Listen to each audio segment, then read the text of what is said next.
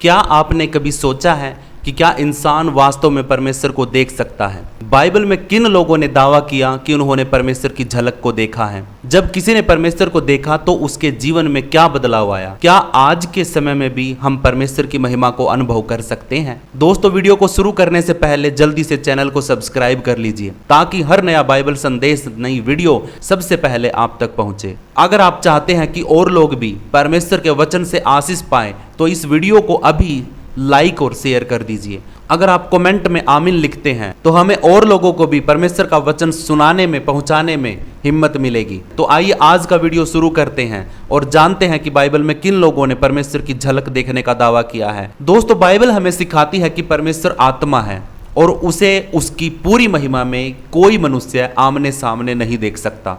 वचन कहता है किसी ने कभी परमेश्वर को नहीं देखा, जैसे कि यूहन्ना 1:18 में लिखा है। परंतु बाइबल में कई ऐसी घटनाएं दर्ज हैं जहां लोगों ने दावा किया कि उन्होंने परमेश्वर की झलक या छोटा सा उसका दर्शन देखा। यह दर्शन हमेशा अलग अलग रूप में हुआ, कभी आग के रूप में, कभी सिंहासन के रूप में, कभी मनुष्य के रूप में और कभी दर्शन या स्वप्न के माध्यम से दिखाई दिया। इन घटनाओं का उद्देश्य केवल यह नहीं था कि इंसान कुछ अद्भुत देखे, बल्कि यह था कि परमेश्वर अपने लोगों को अपने अस्तित्व, सामर्थ्य और योजना का बोध कराएं। मतलब अपनी योजना को, अपने सामर्थ्य को, अपने अस्तित्व को वो दिखाना चाहता है। जब किसी ने परमेश्वर की झलक पाई, उसका जीवन हमेशा के लिए बदल गया। वह और अधिक पवित्र, और अधिक नम्र और अधिक आज्ञाकारी बन गया। उदाहरण के लिए जैसे मूसा ने परमेश्वर की महिमा का दर्शन पाया और उसका चेहरा चमकने लगा। यशायाह ने जब परमेश्वर को सिंहासन पर देखा तो उसने अपने पाप को पहचाना और शुद्ध किया गया। स्तेफनुस ने पथरवाह के समय यीशु को परमेश्वर की दाहिनी ओर खड़ा देखा और उसने साहस के साथ अपनी आत्मा प्रभु को सौंप दी। इन सब बातों में हमें यह सीखने को मिलता है कि परमेश्वर अपनी महिमा की झलक केवल उन्हीं को दिखाता है जो सच्चे दिल से उसे खोजते हैं और उसके सामने दीन होकर खड़े होते हैं। आज हम इन 7 घटनाओं पर विचार करेंगे जहां लोगों ने परमेश्वर को देखने का दावा किया और उनसे आत्मिक सीख को प्राप्त करेंगे। हालेलुया। तो अपने सभी कामों को साइड में रख दीजिए, सभी चिंताओं को छोड़ दीजिए और प्लीज़ अभी आधे घंटे के लिए समय निकाल करके परमेश्वर के इस पवित्र वचन को सुनने की कोशिश करिए और सच में आप आशीषित होने जा रहे हैं। आपकी आत्मिकता बढ़ने जा रही हैं। आप अद्भुत रीति से बढ़ोगे प्रभु यीशु मसीह के नाम में और सच में ये वचन आपको आशीष भी देंगे यीशु मसीह के नाम में। हालेलुया। तो चलिए शुरू करते हैं। सबसे पहला व्यक्ति मूसा। निर्गमन की पुस्तक 33 अध्याय का 18 वचन से 23 वचन के बीच में जब हम पढ़ते हैं तो निर्गमन 33 का 18 से 23 में हम मूसा की एक गहरी आत्मिक प्यास को देखते हैं। उसको एक गहरी और आत्मिक प्यास है। मूसा ने परमेश्वर से कहा, मुझे अपनी महिमा दिखा। ये सिंपल सी कोई बात नहीं थी कि प्रभु मुझे चंगा कर दे, प्रभु मेरा बुखार हो गया है। ये ऐसी कोई प्रार्थना नहीं थी। उसने इतनी बड़ी चीज को मांगा था परमेश्वर से। उसने कहा कि हे प्रभु, मुझे अपनी महिमा दिखा। इसका मतलब है कि तू मुझे अपना चेहरा दिखा। ये मूसा जो है ऐसा व्यक्ति था जिसने परमेश्वर के अद्भुत कामों को इतना करीब से देखा और उसके हाथों के द्वारा परमेश्वर ने कार्य को किया। लाल समुद्र को 2 भाग करना, झाड़ी के अंदर से, जलती हुई झाड़ी के अंदर से परमेश्वर की आवाज को सुनना, सिन्नाई पर्वत पर परमेश्वर ने जो आज्ञाएं दी थी, 10 आज्ञाएं, वो उसको दी। फिर भी उसके मन में एक प्यास थी, एक गहरी लालसा थी कि वो परमेश्वर की महिमा को, उसको देखने की उसके अंदर लालसा थी। परमेश्वर ने उत्तर दिया, तू मेरा मुख नहीं देख सकता क्योंकि मनुष्य मुझे देख करके जीवित ना रहेगा। यहाँ हमें यह सच्चाई समझ में आती है कि परमेश्वर की पवित्रता और महिमा इतनी महान है कि कोई भी मनुष्य अपनी आज की स्थिति में, इस नश्वर शरीर के अंदर, उसे पूरी तरीके से सहन ही नहीं कर सकता। अगर आज परमेश्वर का आत्मा या परमेश्वर आपके सामने आ जाए ना तो आप फट जाओगे, आप जल जाओगे, आप राख बन जाओगे, क्योंकि हमारा शरीर, हमारी आत्मा आज भी प्रभु यीशु मसीह के लहू में शुद्ध होने के बावजूद भी पापों में पड़ी है। आज भी हमारी देह नश्वर है, नाश होने वाली है। लेकिन वो आग है, उसको बैठने के लिए भी नीलमणि का सिंहासन की जरूरत पड़ती है, जो पत्थर कभी जलता नहीं है, जो आग को सोख लेता है, क्योंकि परमेश्वर एक आग की तरह है। हालेलुया। तो मूसा को केवल उसकी पीठ की झलक दिखाई गई। हालेलुया। किस चीज की? उसको सिर्फ परमेश्वर ने अपनी पीठ की झलक दिखाई। यह एक छोटी सी झलक ही उसकी आत्मा की प्यास को बुझा गई। हालेलुया। यह घटना हमें सिखाती है कि इस धरती पर हम केवल परमेश्वर की महिमा को सिर्फ अनुभव कर सकते हैं। प्रेरित पौलुस भी कहता है, अब हम दर्पण में धुंधली सी मूर्त देखते हैं, पर उस समय आमने सामने देखेंगे। पहला कुरिन्थियों 13 का 12 वचन जब हम पढ़ेंगे तो उसमें लिखा है कि अभी तो हमें है ना प्रभु यीशु मसीह की धुंधली सी तस्वीर दिखती है, लेकिन जब हम परमेश्वर के साथ स्वर्ग में जाएंगे तो वहां पे हम यीशु मसीह को आमने सामने देखेंगे, जैसा वो है वैसा ही हम उसको देखेंगे। जैसे आज के टाइम पे हम मूर्तियां देखते हैं, फोटो देखते हैं यीशु मसीह की, यीशु वैसा नहीं है, लेकिन जब हम स्वर्ग में जाएंगे पिता के पास तो हम यीशु मसीह को आमने सामने देखेंगे। अर्थात अभी हमारा अनुभव अधूरा है, पर स्वर्ग में हम परमेश्वर को आमने सामने देखेंगे। हालेलुया। मसीह जीवन का सबसे बड़ा विशेष अधिकार यह है, हम में परमेश्वर की महिमा प्रकट हुई है, जैसा लिखा है, क्योंकि परमेश्वर ही है जिसने अंधकार में से ज्योति को चमकने की आज्ञा दी, और उसी ने यीशु मसीह के मुख पर परमेश्वर की महिमा की पहचान देने के लिए हमारे हृदय में प्रकाश डाला। दूसरा कुरिन्थियों 4 का 6 पढ़ लीजिए। इसलिए मूसा की तरह हमें भी उसी महिमा की प्यास रखनी चाहिए और यीशु मसीह में उस महिमा का अनुभव करना चाहिए। हालेलुया। हमें परमेश्वर को अगर देखना है तो हमें यीशु मसीह के वचनों में उसको हम देख सकते हैं। हालेलुया। जब यीशु मसीह जीवित था तो यीशु ने कहा कि जिसने मुझे देख लिया उसने परमेश्वर को देख लिया, लेकिन आज यीशु मसीह हमारे बीच में नहीं, लेकिन उसका वर्ड, उसका शब्द, उसके वचन हमारे हाथों में है, हमारे सामने है। तो इसलिए आज अगर हम प्रभु यीशु मसीह के वचनों को पढ़ते हैं और उसमें प्रभु यीशु मसीह को खोजते हैं तो सच में अगर हम वचन में प्रभु यीशु मसीह को खोज लेते हैं तो हम परमेश्वर को भी यीशु मसीह के अंदर देख सकते हैं। हालेलुया। इस वचन के लिए आप कमेंट में एक आमीन जरूर लिख सकते हैं। प्रभु आपको आशीष करे, ब्लेस करे। दूसरा व्यक्ति याकूब, उत्पत्ति 32 का 30 वचन। याकूब का जीवन हमें यह सिखाता है कि परमेश्वर से मिलने के बाद किसी का जीवन पहले जैसा नहीं रहता है। उत्पत्ति 32 अध्याय में हम पढ़ते हैं कि याकूब अपने भाई एसाव से मिलने जा रहा था और बहुत डर और चिंता में था। उसी रात उसने एक अजीब सा अनुभव किया। उसने पूरी रात एक मनुष्य के साथ कुश्ती की, लेकिन यह साधारण मनुष्य नहीं था, यह स्वयं परमेश्वर का प्रगटीकरण था। मतलब परमेश्वर वहां पे खुद प्रकट हुआ था। इस अनुभव के बाद याकूब ने कहा, मैंने परमेश्वर को आमने सामने देखा तो भी मेरा प्राण बच गया। उत्पत्ति 32 का 30 वचन पढ़ोगे समझ में आ जाएगा। याकूब की यह कुश्ती केवल शारीरिक नहीं थी बल्कि आत्मिक संघर्ष भी था। जब तक प्रभु ने उसे आशीष नहीं दी तब तक याकूब उसे छोड़ने को तैयार नहीं हुआ। इसी संघर्ष के बीच उसका नाम बदलकर इज़राइल रखा गया। हालेलुया। याकूब का नाम इज़राइल रखा गया इस लड़ाई के बीच में, इस संघर्ष के बीच में। हालेलुया। जिसका अर्थ है जो परमेश्वर से लड़ा और जीत गया। यह नाम परिवर्तन केवल पहचान का बदलना नहीं था। अब याकूब छल करने वाला नहीं रहा बल्कि परमेश्वर का चुना हुआ और आशीषित व्यक्ति बन गया। हालेलुया। मेरे प्रियो, जब याकूब बचपन से ही धोखेबाजी में, चोरी करने में और धोखा करने में सबसे आगे रहता था। उसने एसाव के साथ बहुत बड़े बड़े धोखे किए थे। ठीक है, वो पहले बड़े धोखे करता था, लेकिन जैसे ही यीशु मसीह के साथ, परमेश्वर के साथ याकूब का युद्ध हुआ, कुश्ती हुई, तो उस टाइम पे वो यीशु मसीह को छोड़ना नहीं चाहता था, क्योंकि वो चाहता था कि प्रभु मुझे आशीष देके जाए। लेकिन वहीं पर परमेश्वर ने, यीशु मसीह ने उसको है ना, उसका नाम बदल करके याकूब की जगह पे उसका नाम इज़राइल रख दिया गया, और जिसका अर्थ होता है कि जो परमेश्वर से लड़ा और जीत गया। ये नाम का बदलना केवल पहचान बदलना नहीं था बल्कि उसका जीवन भी बदल गया था। उसके जीवन के अंदर से धोखाधड़ी, छल कपट सब कुछ खत्म हो गया था, बल्कि परमेश्वर का चुना हुआ और आशीषित व्यक्ति बन गया था वो। हालेलुया। ये घटना हमें एक गहरा संदेश देती है। हम सब के जीवन में भी कठिनाइयाँ, डर और संघर्ष आते हैं। कई बार हमें लगता है कि परमेश्वर दूर है, लेकिन सच यह है कि वह हमारे बीच में होता। हमारे संघर्षों में, हमारी परीक्षाओं में, हमारे दुखों में, हमारे तकलीफों में वो हमारे साथ होता है। हालेलुया। जब हम प्रार्थना और विश्वास में मजबूत रहते हैं तब प्रभु हमें नया नाम, नई पहचान और नया जीवन देता है। जैसे प्रकाशित वाक्य 2 का 17 में लिखा है कि जो जय पाए उसे प्रभु एक नया नाम देगा। हालेलुया। जैसे याकूब ने परमेश्वर के साथ जब युद्ध किया तो वो जीत गया, और जीतने के बाद परमेश्वर ने उसको इनाम में उसका नाम बदल दिया, नया नाम दिया उसको, और इज़राइल आज भी है हमारे बीच में। हालेलुया। इज़राइल देश को आप जानते हैं। ठीक है, इसलिए याकूब का यह अनुभव हमें प्रेरित करता है कि हम हार ना माने बल्कि विश्वास की कुश्ती लड़ते रहे। परमेश्वर हमें भी आशीष देगा और हमारे जीवन को बदल देगा। हालेलुया।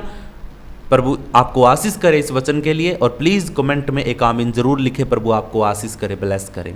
तीसरा व्यक्ति यशायाह 6 अध्याय का 1 से 5 वचन का जब आप पढ़ोगे तो वहाँ पे लिखा, यशायाह की पुस्तक का 6ठा अध्याय एक अनोखा और गहरा दर्शन प्रकट करता है। यह वह समय था जब इज़राइल पाप और अविश्वास में गिर चुका था। लोग परमेश्वर को भूलकर अपनी ही चालों में चल रहे थे।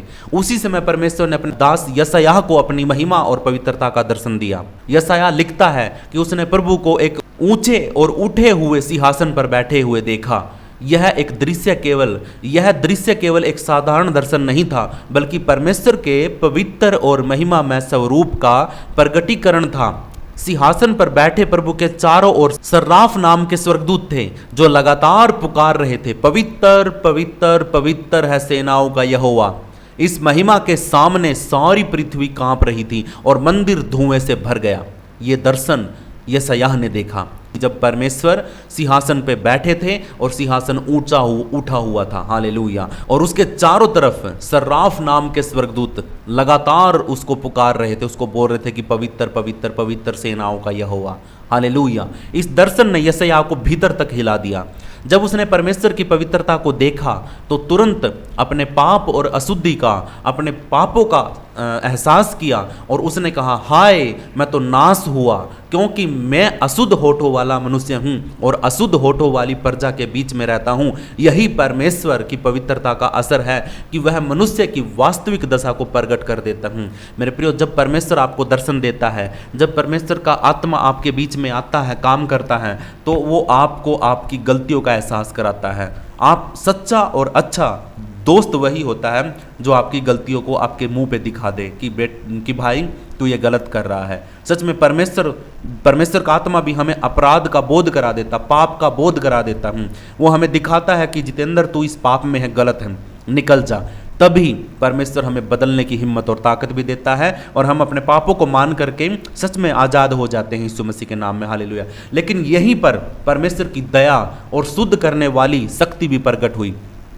एक सर्राफ ने, यानी कि एक स्वर्गदूत ने वेदी से जलता हुआ अंगारा लिया और यशायाह के होठों को छूते हुए कहा, तेरा अधर्म दूर हुआ, तेरे पाप का प्रायश्चित हुआ। हालेलुया। मैंने अभी आपको बताया कि अगर आप अपने पापों को मान लेते हैं तो परमेश्वर के आत्मा, परमेश्वर के स्वर्गदूत आपके पास आते हैं और आपके पापों को क्षमा करके आपको नई जिंदगी, नया नाम और नया जीवन आपको देते हैं। यह हमें दिखाता है कि जब मनुष्य अपने पाप को स्वीकार करता है और परमेश्वर की पवित्रता के सामने झुकता है, तब परमेश्वर उसे शुद्ध कर देता है और सेवा योग्य बनाता है। यह घटना यीशु मसीह के लहू की ओर संकेत करती है, जो हमें सभी पापों से शुद्ध करता है और हमें अपनी सेवा के लिए तैयार करता है। हालेलुया। मेरे प्रियो, प्रभु आपको आशीष करे इस वचन के लिए, प्रभु आपको आशीष करे। एक कमेंट में एक आमीन जरूर लिखिए, प्रभु आपको आशीष करे, ब्लेस करे।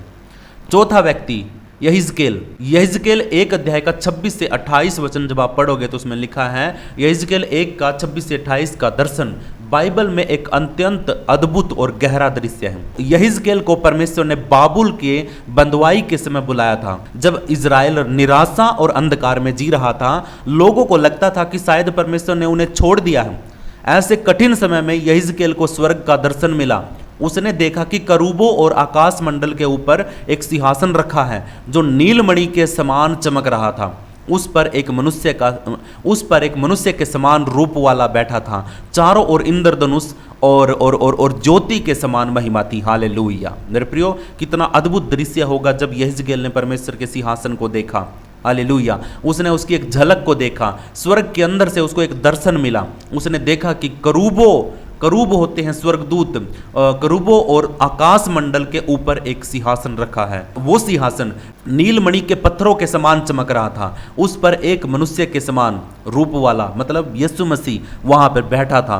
चारों ओर इंद्रधनुष, मतलब सतरंगी जो मेघदूत होता है वो, और ज्योति के समान महिमा थी। हालेलुया। ऐसे चमक रहा था जैसे कि जीवन की ज्योति है। ऐसा दर्शन यहिजकेल ने देखा। यह दर्शन हमें सिखाता है कि चाहे परिस्थितियां कैसी भी क्यों ना हो, परमेश्वर अब भी सिंहासन पर बैठा है। वह सब कुछ नियंत्रित करता है और उसकी महिमा कभी कम नहीं होती है। हालेलुया। नीलमणि परमेश्वर की पवित्रता और उसकी स्थिरता को, मजबूती को दर्शाता है। इंद्रधनुष हमें याद दिलाता है कि परमेश्वर अपनी वाचा को निभाने वाला है, जैसा उसने नूह के समय में नूह के साथ किया था। उत्पत्ति 9 का 13 वचन जब आप पढ़ोगे तो उसके अंदर उसकी दया को देखोगे। परमेश्वर ने नूह से वादा किया था कि अब से परमेश्वर दुनिया को पानी के साथ, जल के साथ खत्म नहीं करेगा, और उसके लिए उसका चिन्ह होगा वो मेघदूत, वो इंद्रधनुष जो रंग बिरंगा होता है। यहां से परमेश्वर की दया और विश्वास योग्यता सदा बनी रहती है। हालेलुया। जब हम यीशु मसीह की ओर देखते हैं तो हमें परमेश्वर की वाचा, उसका वादा, उसकी प्रतिज्ञा पूरी होती हुई दिखती है।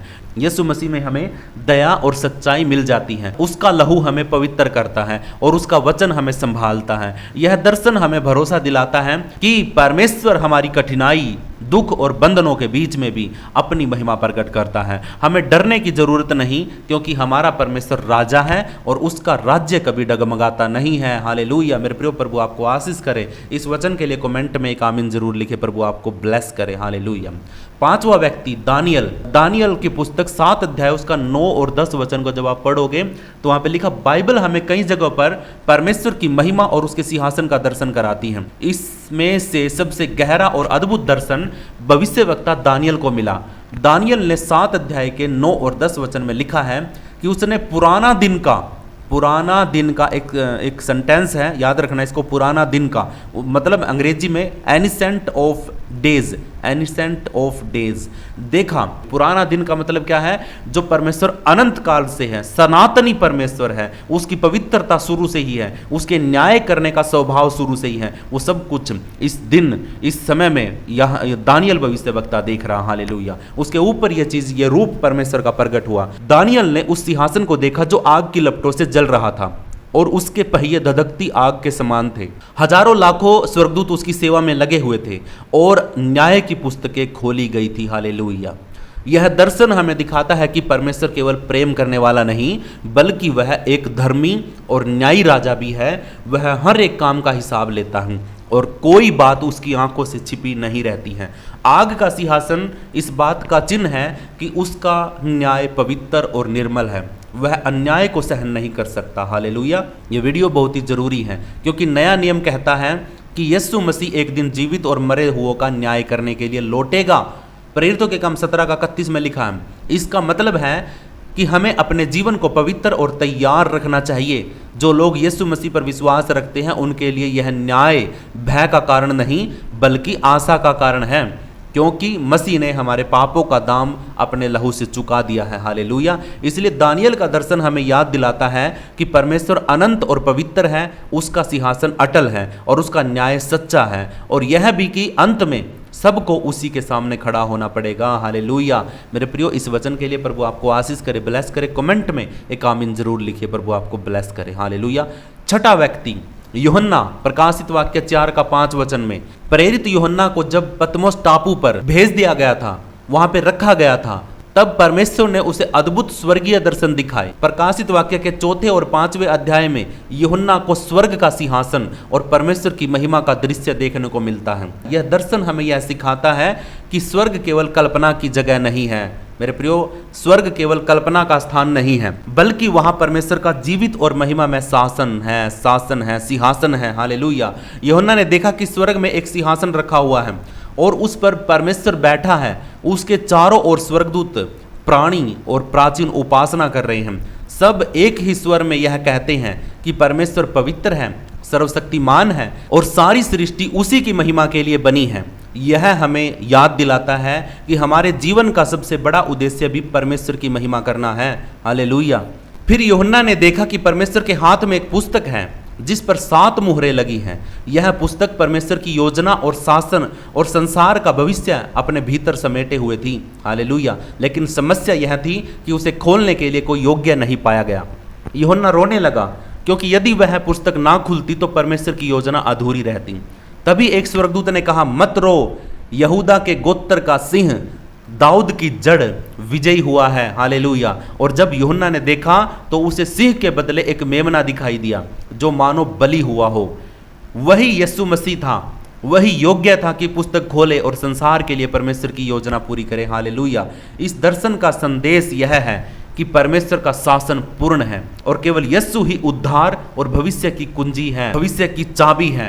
पूरी सृष्टि उसकी उपासना करती है और हमें भी उसी की आराधना करनी चाहिए। हालेलुया। प्रभु आपको आशीष करे इस वचन के लिए, और प्लीज़ कमेंट में एक आमीन जरूर लिखिए। प्रभु आपको आशीष करे। हालेलुया। 7वीं घटना रूपांतरण के समय में चेले, मत्ती 17 का 1 से 8 में हमें एक अद्भुत घटना मिलती है जिसे रूपांतरण कहा जाता है। यीशु अपने 3 चेलों पतरस, याकूब और यूहन्ना को एक ऊंचे पहाड़ पर ले गया।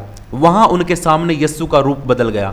उसका मुख सूर्य के समान चमकने लगा और उसके वस्त्र उज्जवल ज्योति जैसे हो गए। उस समय मूसा और एलिया भी प्रकट होकर यीशु से बात कर रहे थे। यह दृश्य एक सामान्य घटना नहीं थी, बल्कि यह परमेश्वर की महिमा का प्रत्यक्ष प्रगटीकरण था। चेलों ने पहली बार देखा कि उनके साथ चलने वाला गुरु वास्तव में परमेश्वर का पुत्र है। यह उस सत्य की पहचान थी कि यीशु केवल एक शिक्षक, एक टीचर, एक नबी नहीं था, बल्कि जीवित परमेश्वर की महिमा का, परमेश्वर का स्वरूप था। मूसा वहां व्यवस्था का प्रतिनिधित्व करता था और एलिया भविष्यवक्ताओं का। दोनों मिलकर यीशु की ओर इशारा करते थे, क्योंकि सारी व्यवस्था और भविष्यवाणी उसी में पूरी हुई। यह चेलों को यह समझाने का मौका था कि अब उन्हें मूसा और एलिया पर नहीं, बल्कि केवल यीशु मसीह पर ध्यान लगाना है। हालेलुया। जब बादल से एक आवाज आई, यह मेरा प्रिय पुत्र है जिसकी मैं प्रसन्नता करता हूं, इसकी सुनो, तो यह परमेश्वर पिता की सीधी आज्ञा थी कि हमें यीशु की बातों पर चलना है। हालेलुया। आज हमारे लिए भी यह घटना बहुत गहरी सीख है। हमें अपने जीवन में हर एक परिस्थिति में यीशु पर ध्यान लगाना है, ना कि किसी परंपरा, ना कि किसी इंसान पर, बल्कि केवल उसी पर जो जीवित परमेश्वर का पुत्र है। रूपांतरण हमें याद दिलाता है कि यीशु ही मार्ग, सत्य और जीवन है, और उसी में हमें परमेश्वर की पूर्ण महिमा दिखाई देती है। रूपांतरण का मतलब होता है कि जब यीशु मसीह का ट्रांसफिगरेशन हुआ था, मतलब यीशु मसीह के कपड़े इतने तेज हो गए थे, चमकने लग गया था, और उसके दाईं ओर और बाईं ओर मूसा और एलिया दोनों प्रकट हो गए थे। और वहाँ पर पतरस और यूहन्ना और याकूब तीनों के तीनों वहाँ पे मौजूद थे। और तीनों में से पतरस ने बोला कि हे प्रभु, कितनी भली बात है और कितना स्थान अच्छा है ये, यहाँ पर हम एक वेदी बनाते हैं, एक आपके लिए, एक एलिया के लिए और एक मूसा के लिए। मेरे प्रियो, यहाँ पर ये जो घटना हुई है, यहाँ पर यीशु मसीह की ओर इशारा किया जा रहा है, ना तो एलिया और ना ही मूसा। व्यवस्था भी और भविष्यवाणियाँ भी सारी की सारी यीशु मसीह के अंदर पूरी हो गई, और परमेश्वर ने आवाज़ दे करके डायरेक्ट बोल दिया कि ये मेरा प्रिय पुत्र है, इसकी सुनो और मैं इससे खुश हूँ। इसका मतलब है कि आज हमें किसी चीज़ के ऊपर पीछे नहीं भागना है, किसी परंपरा और किसी व्यवस्था और किसी कानून के पीछे भागने की जरूरत नहीं है। प्रभु यीशु मसीह में सब बातें पूरी होती हैं। हालेलुया।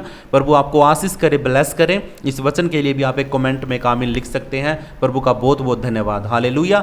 मेरे प्रियो, ये 7 घटनाएं हमने देखी। इन 7 घटनाओं के अंदर मेरे प्रियो हमने देखा मूसा के बारे में। मूसा को परमेश्वर ने अपनी पीठ दिखाई और वो बदल गया, उसका चेहरा चमक गया था। याकूब को परमेश्वर ने कुश्ती लड़ी उसके साथ में, तो परमेश्वर ने याकूब को नया नाम दे दिया, उसको इज़राइल बोल दिया, इज़राइल बना दिया। और यशायाह ने जब परमेश्वर के दर्शन को देखा तो उसको अपने पापों का अंगीकार हो गया, उसको अपने पाप याद आ गए और उसने तौबा किया और परमेश्वर ने उसको माफ कर दिया। यहेजकेल ने परमेश्वर की झलक को देखा तो मेरे प्रियो, वो गुलामी में थे, वो निराशा में थे, वो अंधकार में थे, फिर भी परमेश्वर उनके सामने प्रकट हुआ और अपना सिंहासन उनको दिखाया कि देख, मैं आज भी हूँ, मैं पहले से था और आज भी हूँ। सच में परमेश्वर अद्भुत रीति से हमारी हिम्मत को, हौसले को बढ़ाता है। और जब दानियल ने देखा परमेश्वर को, उसकी झलक को देखा, तो उसने उसको पुकारा कि पुराना दिन का, एनिसेंट ऑफ डेज। इसका मतलब है कि जो सनातनी परमेश्वर है, जो कल था आज भी है और धधकती आग के समान, उसके सिंहासन को देखा। हालेलुया। और हजारों लाखों स्वर्गदूत उसकी सेवा में लगे हुए थे। मेरे प्रियो, परमेश्वर अद्भुत है, उसका सिंहासन आज भी चमकता है और वो आज भी भला है सब कामों को करने के लिए। और मेरे प्रियो, छठा व्यक्ति यूहन्ना, जब यूहन्ना ने पतमोस टापू के ऊपर प्रभु यीशु मसीह ने उसको दर्शन दिखाया और उसने बहुत अद्भुत रीति से सिंहासन को देखा परमेश्वर के, और वहां पर यीशु मसीह को भी देखा जो वध किया हुआ मेमने के समान था, जो 7वीं मोहर को खोलने के लिए तैयार हुआ था। हालेलुया। प्रभु का बहुत बहुत धन्यवाद हो। उसके बाद 7वीं घटना थी जब यीशु मसीह अपने तीनों चेलों के सामने प्रकट हुआ था। हालेलुया।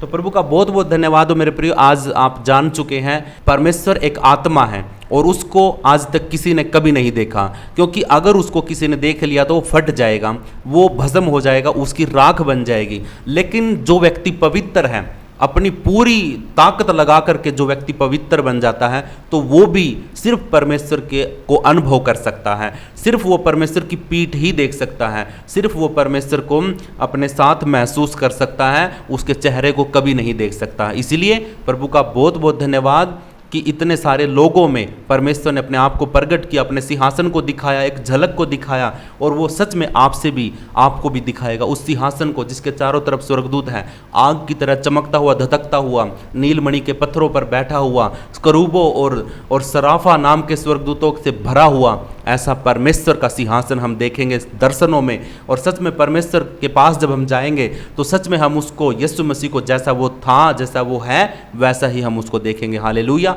प्रभु आप सबको आशीष करे, ब्लेस करें। आशा करता हूं कि ये वीडियो आपके लिए आशीष का कारण ठहरी है। प्लीज़ इस वीडियो को लाइक करिए, शेयर करिए, चैनल को सब्सक्राइब करके घंटी के निशान को दबा लीजिए। और मेरे साथ अगर आप मिल करके प्रार्थना में जुड़ना चाहते हैं तो गूगल मीट के द्वारा हम लगभग 50-55 के आसपास लोग हैं जो हर दिन डेली प्रभु से प्रार्थना करते वचन के द्वारा, और सच में परमेश्वर अद्भुत रीति से हमें बढ़ा रहा। आप भी इसका हिस्सा बन सकते हैं। आपको कमेंट में लिखना है कि मुझे प्रार्थना में जुड़ना, मैं आपको अपना मोबाइल नंबर दूंगा, आप मुझे व्हाट्सएप पे मैसेज करना, मैं आपको ग्रुप में जोड़ दूंगा। और सच में प्रभु अद्भुत रीति से आपको बढ़ाएगा। हालेलुया। आपकी किसी भी प्रकार की बीमारी, दिक्कत हो तो आप कमेंट में प्रार्थना का विषय लिख सकते हैं, अपना नाम लिख सकते हैं और अपना नंबर छोड़ सकते हैं। हम आपके लिए प्रार्थना करेंगे। प्रभु आपको आशीष करे, ब्लेस करे। सभी को जय यीशु मसीह की। हालेलुया।